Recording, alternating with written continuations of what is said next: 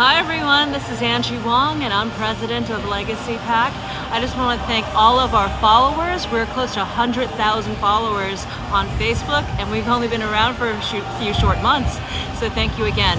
I'm going to ask you for your continued support leading up to 2024. Please donate to legacy-pac.org. That's legacy-pac.org. Thank you, and we'll see you on the campaign trail. But I don't think he has the track record to prevail in the primary for the United States president's race. That's why us at Legacy PAC, or we at Legacy PAC, are supporting Donald Trump for the president in 2024.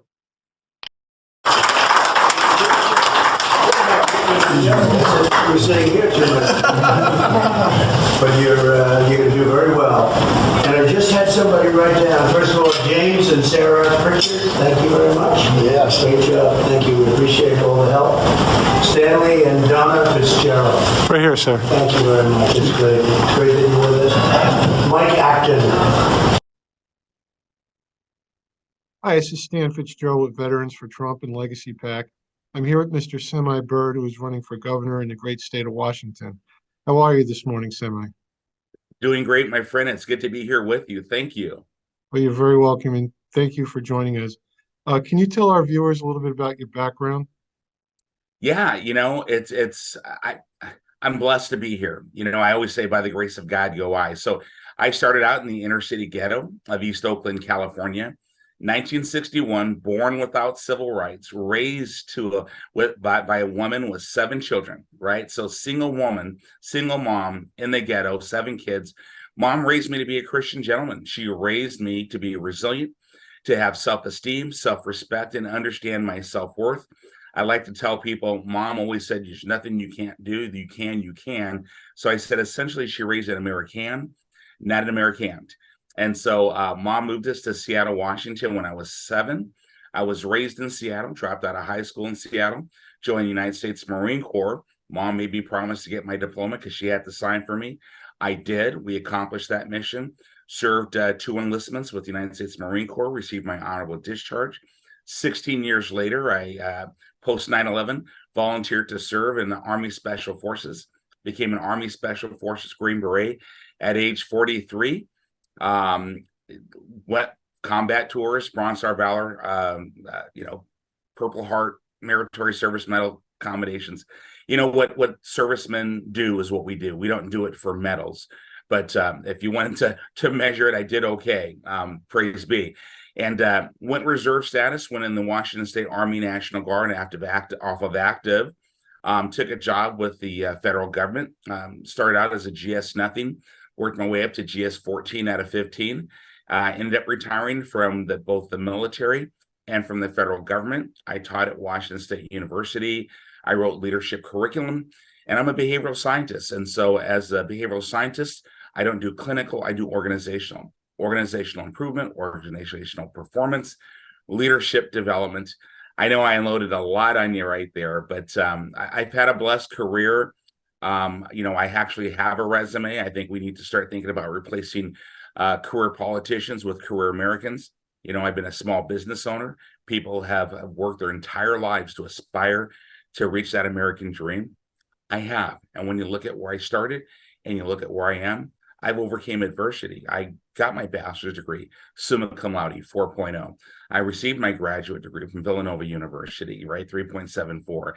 I'm finishing up my PhD in industrial and organizational psychology. I completed all my doctoral psychology coursework several years ago. So never give up on a child, never give up on yourself, and always move forward. And that's what I try to do. Amazing. It's one of the best qualified candidates I've spoken to in a long time. Thank you, brother. Thank you, Stan. You're welcome. Semi, can you tell us a little bit about your platform, some of the policy issues that you intend to bring to Washington?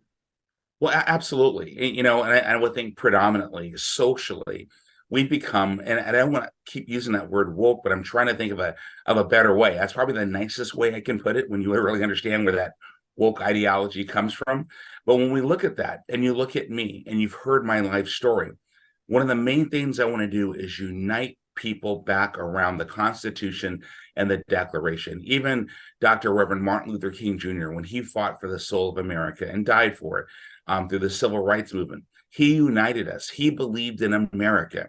He understood that America is for everyone. And that's one of the primary things I want to do, is incite not just our veteran brothers and sisters, but minority communities, get our spiritual communities to get active again, to get participating and vote. We need you to stand up for America, just like Martin Luther King Jr. did. And so what I would say that right now, homelessness is an epidemic in Washington State. It's out of control. We spent over $800 million. Our King County, our largest county, is proposing to spend $11.5 billion on what I would call a broken policy. I brought forth a strategic plan to remedy, to address the homeless situation. We have lawlessness that is out of control. When you look at auto theft, we are number 3 in the nation. Rape is up 51%. Murder is up 95%. Property crime is up 73%. So we need to reinvest in our law enforcement, our men and women who serve. We need to plus them up. We need to recruit. We need to retain. We need to value. We need to do away with these laws and policies that inhibit and hamstring our law enforcement officials from doing their job. Washington State has this no pursuit policy, and they just revised it and moved it around a little bit to give them a little bit more, but still not enough to enforce the law. Our prosecutors took an oath to enforce the law themselves, but yet through prosecutorial discretion, they are releasing people, criminals, back on the street without holding them accountable, which perpetuates this out of control lawlessness. And then the breakdown in our education system. In Washington State, 50.7% of all grade level students were able to meet grade level standards for English and language arts, only 50.7%. And for math, only 37.7% of all students met grade level standards. And for science, only 42% of all students met grade level standards for science. And so our our education system is broken down. I support school choice. That money should follow the backpack. We're going to make quality education affordable for all citizens, and especially those citizens who live at the poverty line or below the poverty line.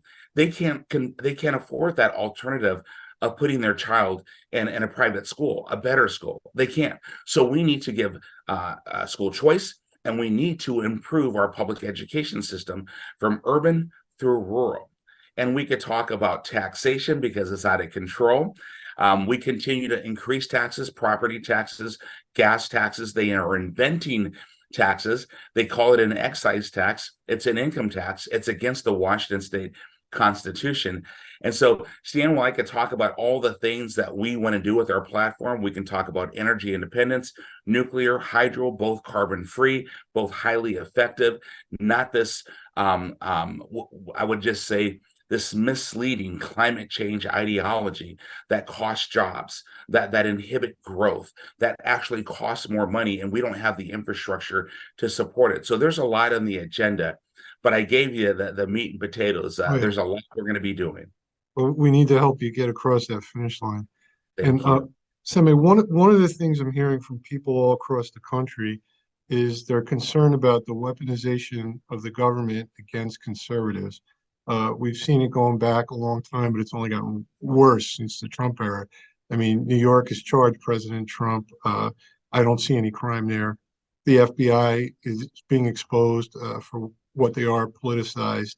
Here in Georgia, we have the president under investigation and my friend and state party chair, David Schaefer. I mean, this is just perpetuating across the country now.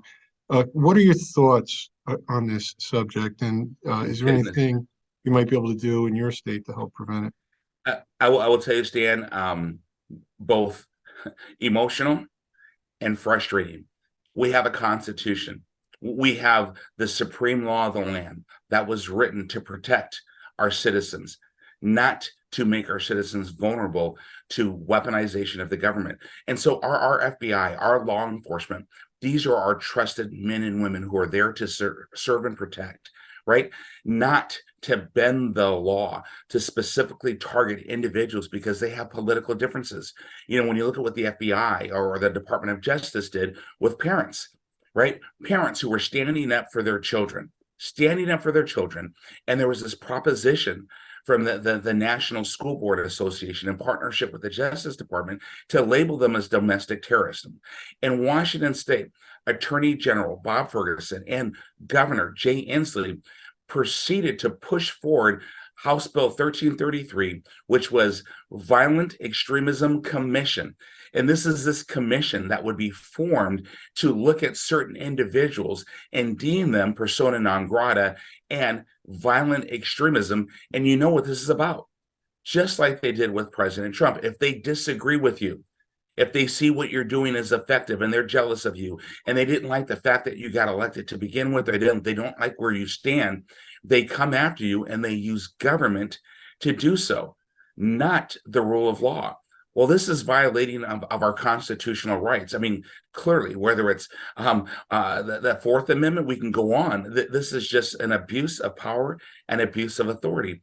This government is for the people. And I'm going to encourage everyone who will listen to me, self-governance, right? Self-governance is the key. We need to get back to self-governance. Thomas Jefferson said, without the habit and without the training in self-governance, the political vessel, it's all sail and no ballast. It's going to capsize, it's going to sink. And that's what we're seeing in our law enforcement community, specifically in the Department of Justice.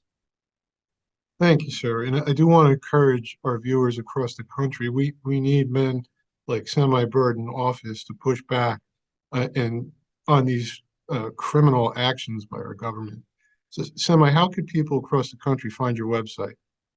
Oh my goodness, it's Bird for Governor, BIRD, Bird for FOR, birdforgovernor.com, birdforgovernor.com. You know what? You don't have to live in Washington to donate. What happens in Washington and Seattle, you're seeing it. It is spreading across the nation. Allow us to be that beacon of hope here in Washington State. Please go to our website. Please contribute. Please gift whatever you can. We need national support to get this going. And for my veteran brothers and sisters, we need you to stand strong once again.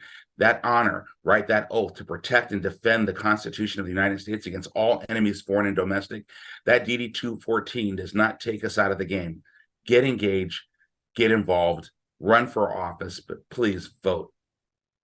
Well, amen to that. And I can tell you, you've already received unanimous vote for approval for our endorsement from Veterans for Trump.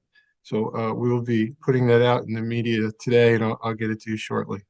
I'm honored, I'm blessed, and thankful to my brothers and sisters. God bless you all. God bless you, Semi. We'll talk to you again soon. See you, brother. Bye now. Bye-bye.